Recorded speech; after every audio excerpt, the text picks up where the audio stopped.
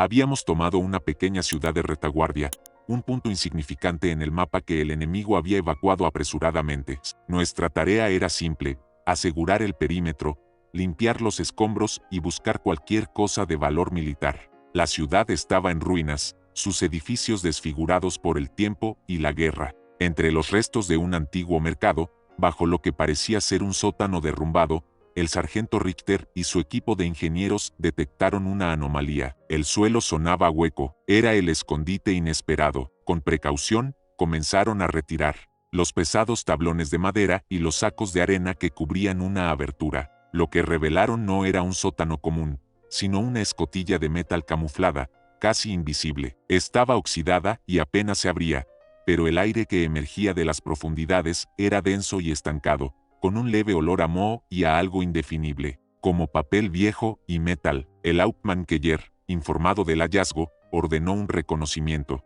Con linternas en mano, descendimos por una escalera de piedra húmeda. El túnel era corto y estrecho, conduciendo a una puerta de madera reforzada que, para nuestra sorpresa, no estaba bloqueada. Al abrirla, el haz de nuestras linternas reveló un espacio inesperado. No era un arsenal, ni un almacén de alimentos, ni siquiera un refugio. Era el escondite inesperado de un misterio que desafiaba la lógica de la guerra. La primera impresión al entrar fue de asombro. Nos encontrábamos en una habitación del tiempo, un búnker subterráneo, sorprendentemente intacto y sellado del caos exterior. Las paredes de piedra estaban secas, y el aire, aunque viejo, no. Era opresivo. Lo que encontramos dentro no tenía ningún sentido en un contexto militar. Dispuestos cuidadosamente en estantes de madera improvisados, sobre mesas cubiertas con paños, y en cajas abiertas, había una colección ecléctica de objetos. No había armas modernas, ni municiones, ni uniformes.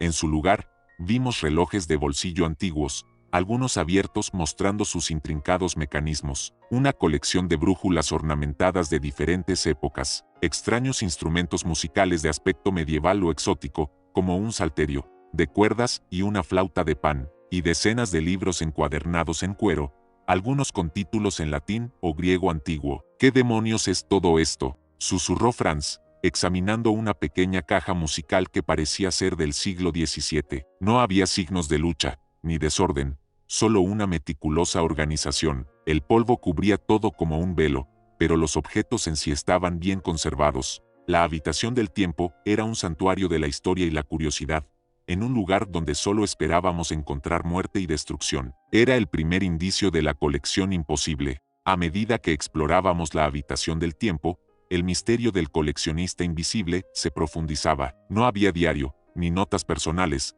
ni siquiera un nombre grabado en los objetos que pudieran identificar al dueño. Solo la colección, en sí, extraña y fascinante. Entre los libros, encontramos volúmenes sobre alquimia y astrología, cartas náuticas antiguas, mapas celestes y tratados de filosofía. Nada que un soldado común o un oficial de inteligencia militar llevaría consigo. ¿Era un académico, un excéntrico, o quizás un espía con una coartada muy elaborada? El Hauptmann-Keller ordenó catalogar cada objeto. El teniente Schmidt, nuestro ingeniero, que también tenía conocimientos de historia y arte, quedó perplejo. Esta colección no tiene valor militar. Es la obsesión de alguien, comentó, examinando un complejo autómata de bronce que representaba un pequeño pájaro. El cuidadoso almacenamiento y la naturaleza de los objetos sugerían una dedicación profunda, casi una vida entera dedicada a la búsqueda de estas peculiaridades. Pero, ¿por qué en un búnker bajo un mercado en una ciudad de retaguardia? ¿Y dónde estaba el coleccionista ahora? ¿Había sido capturado, muerto, o simplemente abandonó su tesoro? El coleccionista, invisible, era una sombra en la guerra, cuya existencia solo se revelaba a través de sus posesiones más íntimas y extrañas, dejando un enigma sobre su identidad y destino. El descubrimiento del depósito olvidado y su contenido se convirtió en una anomalía personal en el implacable telón de fondo de la guerra. No encajaba, la guerra era caos y destrucción, y sin embargo, este búnker era un testimonio de orden, pasión y una obsesión singular por lo antiguo y lo arcano. Los objetos no eran solo reliquias, eran artefactos cargados de historia y significado personal para el coleccionista. Había un pequeño telescopio de latón, un globo terráqueo diminuto con mapas de continentes desconocidos, y una serie de extrañas herramientas de medición que Schmidt no pudo identificar. Cada pieza parecía haber sido elegida con un propósito específico, pero ese propósito nos era ajeno. El sargento Becker sugirió que quizás era la colección de un oficial de inteligencia francés, un agente durmiente que usaba su excéntrica afición como tapadera, pero no había códigos ocultos, ni planos secretos dentro de los objetos. Eran lo que parecían ser reliquias de una mente curiosa. La anomalía personal de esta colección nos obligaba a considerar la vida individual que se había desvanecido. En la vastedad de la guerra, ¿qué tipo de hombre dedicaría su vida a reunir estas peculiaridades, solo para que la guerra se lo arrebatara todo? El depósito olvidado era un portal a un mundo que se negaba a ser consumido por el conflicto. Un enigma sobre la resistencia del espíritu humano frente a la devastación. El misterio del significado perdido de la colección atormentaba al teniente Schmidt. Cada objeto parecía susurrar una historia, pero las palabras se habían desvanecido con el coleccionista. ¿Era una especie de archivo histórico oculto? ¿Un intento de preservar el conocimiento antiguo? Entre los libros, Schmidt encontró un volumen encuadernado en cuero sin título, lleno de diagramas intrincados de lo que parecían ser constelaciones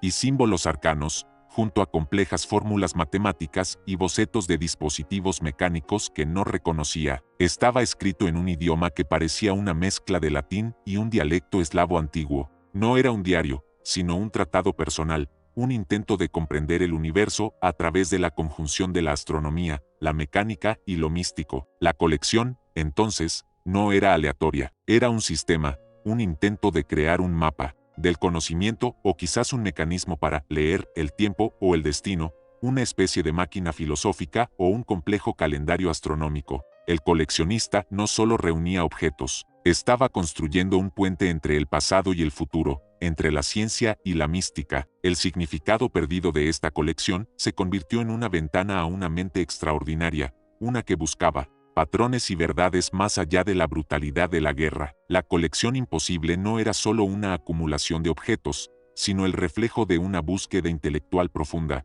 un enigma que desafiaba a los soldados a mirar más allá de la superficie. A medida que el Hauptmann-Keller recibía más información del teniente Schmidt, la decisión se volvió clara. El depósito olvidado y su contenido no eran una amenaza, pero tampoco eran de interés militar inmediato. La colección era un legado silencioso, un tesoro intelectual que había sobrevivido a la guerra por pura casualidad. Se ordenó embalar cuidadosamente los objetos y enviarlos a la retaguardia para su estudio por expertos en arqueología e historia. El libro de los símbolos arcanos fue objeto de un interés particular, pero su idioma y sus fórmulas resultaron indescifrables en ese momento. El legado silencioso del coleccionista era una extraña paradoja de la guerra, mientras millones de vidas eran destruidas y culturas enteras arrasadas.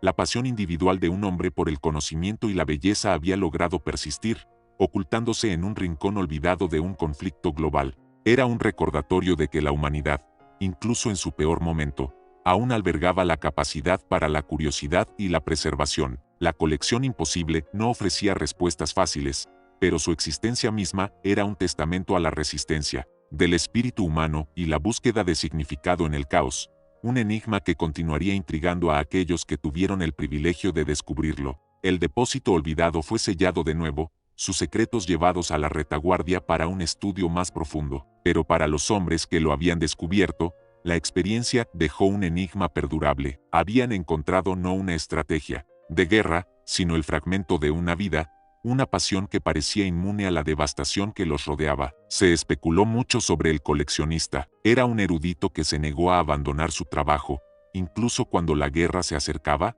un recluso que encontró consuelo en el estudio de lo esotérico. La verdad se perdió en el torbellino del conflicto, un misterio sin resolver que se sumaba a las innumerables tragedias anónimas de la guerra. El enigma perdurable de la colección era un recordatorio de que bajo la superficie de la guerra, había millones de historias individuales, pasiones y sueños que fueron interrumpidos o destruidos. Era un contraste inquietante, el coleccionista buscando el orden en el cosmos, mientras el mundo caía en el caos. La colección imposible no era una reliquia de una batalla, sino un monumento a una obsesión humana que había persistido contra todo pronóstico, dejando una pregunta sin respuesta en el corazón de un conflicto que lo devoraba todo. Con el fin de la guerra, el destino final de la colección imposible y de sus objetos fue incierto. Parte de ella pudo haber sido estudiada, parte pudo haberse dispersado o perdido en los almacenes militares. El depósito olvidado fue probablemente destruido en la posguerra o simplemente se derrumbó con el tiempo, reclamado por la tierra. Pero la historia del último coleccionista y su fascinante búnker perduró en los relatos de los soldados que lo habían descubierto.